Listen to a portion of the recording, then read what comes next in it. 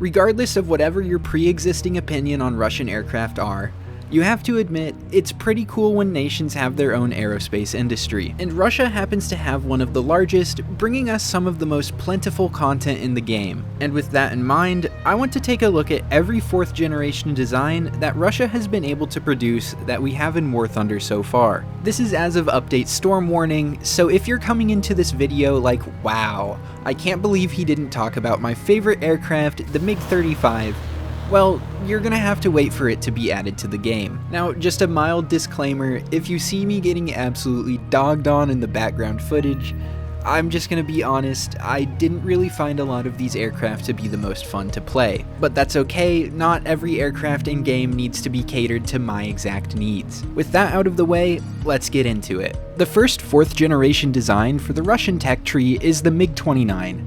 Which plays the role of the light fighter. It carries a relatively unimpressive load of 6 missiles, but the number of missiles doesn't always necessarily tell the full story. The loadout consists of 2 R-27s and 4 R-60Ms. Now, the R-60M is one of the worst all-aspect infrared missiles in the game, but it's definitely made up for by the fact that the R-27ER is the best semi-active radar homing missile in the game. Alternatively, you could swap out the R-27ER for the R-27T, but I don't recommend it because you don't have the extended range booster on that missile. For close air support, you only have access to unguided rockets and bombs, which is why I don't recommend at all to use this thing for close air support. In terms of flight performance, its relatively strong engines and light airframe make it incredibly quick on the deck. However, in a turn, it's almost incredibly similar to an F-4 Phantom, the way that it uses high angles of attack at high speeds, and bleeds off a lot of energy in the process, and really struggles at low speeds to find itself in any winning situation against adversaries of its own generation. The MiG-29, however, is not the only light fighter of this first series of 4th generation aircraft. It shares this distinction with the Yak-141, which is the only supersonic VTOL aircraft in the game. In terms of technology, it's very similar to the MiG-29 as it has access to all of the same missiles, plus the R-27ET. One of the interesting features of the aircraft is that it can carry more than 2 R-27s, and with the proper target selection, it isn't too uncommon for all of your missiles to hit a target.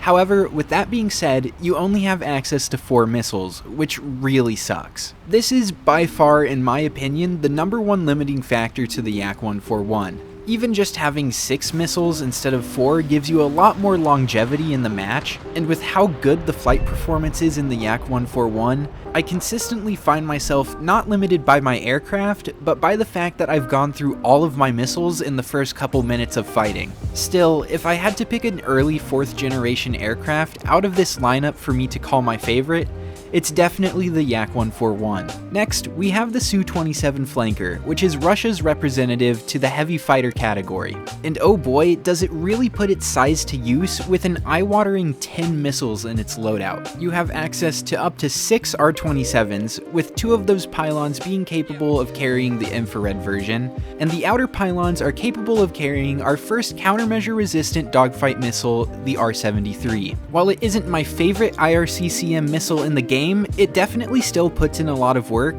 but the most important factor, in my opinion, is that you're not range limited like you are with the R-60M, as the R-73 has range a lot more comparable to later Sidewinders. With the R-27s, only 2 pylons are capable of carrying the infrared R-27ET. But in my opinion, that's actually the optimal amount of R-27ET to run, and if I had access to more, I don't think I would use them still. While it is really good at catching people off guard from really far away, the fact that you use them so far away actually means that the IRCCM basically doesn't work, and it likes to latch on to any other heat signature that isn't the person you're shooting at. Now, despite being a heavy fighter, the Su-27 actually makes no technological advancements in terms of close air support. Like the MiG-29, it only has access to unguided bombs and rockets, which I would not recommend at all for the tiers of battles that these aircraft play in, and I don't think you should use it for CAS whatsoever. Now, the unfortunate part about the Su-27 airframe is really just how massive it is.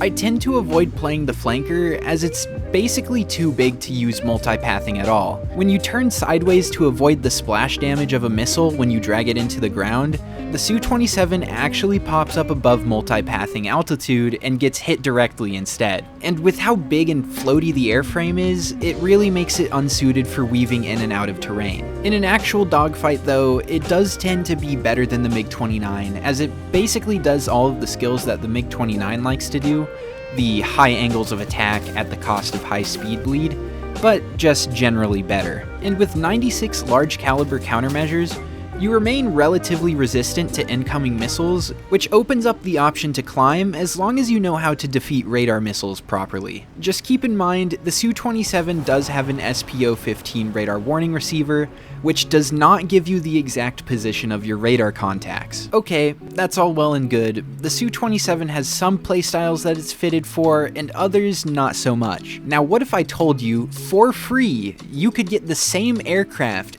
but it can't do anything good? That would be the Su-33, which, despite the fact that it has 2 extra missiles and an improved radar warning receiver, gets its countermeasure capacity cut in half. Remember what I said about the Su-27, where it's relatively suited for climbing and shooting down at people because you have enough countermeasures to fight other people's missiles off? Yeah, take that away. The Su-33 is easily the least fun aircraft that I've played out of this whole lineup, and I wouldn't really recommend playing it unless you don't own the Russian tech tree whatsoever. Overall, with the early 4th generation aircraft for the Russian tech tree, I'd generally tell you that while they're not the best options out there for their battle ratings, they're generally at least somewhat competitive, and some of them can be quite fun to play. You may not have the most meta-defining flight performance, but all of these aircraft have a helmet-mounted display and some level of R-27s, which you can't go wrong with whatsoever. Now, unfortunately, looking forward to the late 4th generation aircraft for the Russian tech tree, I don't know in good faith if I can call these aircraft fun. And let's take a look at why with the MiG-29 SMT. See, the SMT is the first aircraft you can get with access to the R-77 missile. The R-77 is an active radar-guided missile, which gives it fire and forget capability.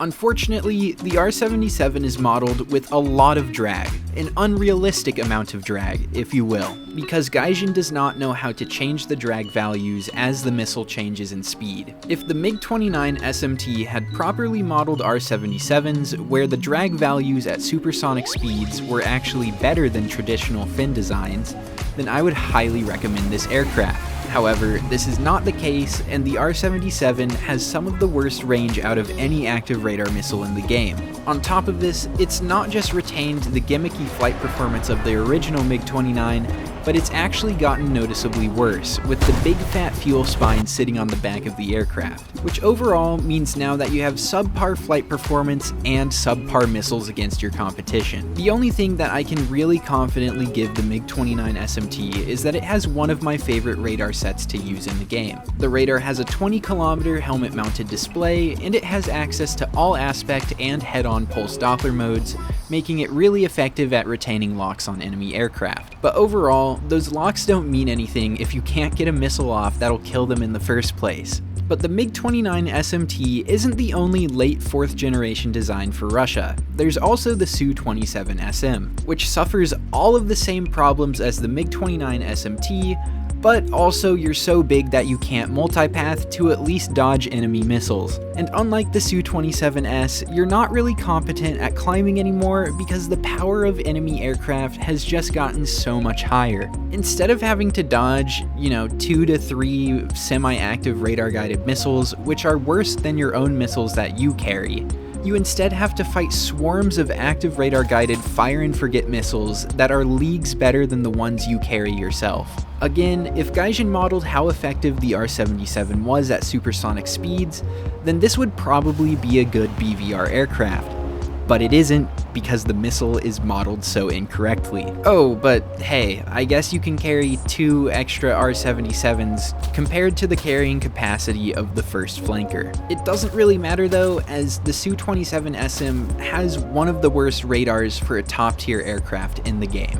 I'm sorry for how much I've jumped around a lot on this summary of the Su-27SM. It's hard to keep my mind on track when it's so frustrating how bad this aircraft is compared to anything else you can play at this tier. Up last is the Su-34, which, yes, I know is a strike aircraft, but it's also designed with self-escort fighter operations in mind, so I'm counting it for the sake of this video. And would you be surprised if I said that this was actually the most fun I had playing a late 4th generation Russian aircraft? Despite the fact that this is the only aircraft I've talked about so far that doesn't have a helmet-mounted display to point where its missiles are going, you can kind of get away without it by using the radar ACM and setting it to the tall mode. Because the Su-34 has an electronic array radar, it has an incredibly fast refresh rate, making your ability to lock onto enemy aircraft incredibly fast. It was oddly satisfying to brute force my way into kills with a comically strong radar,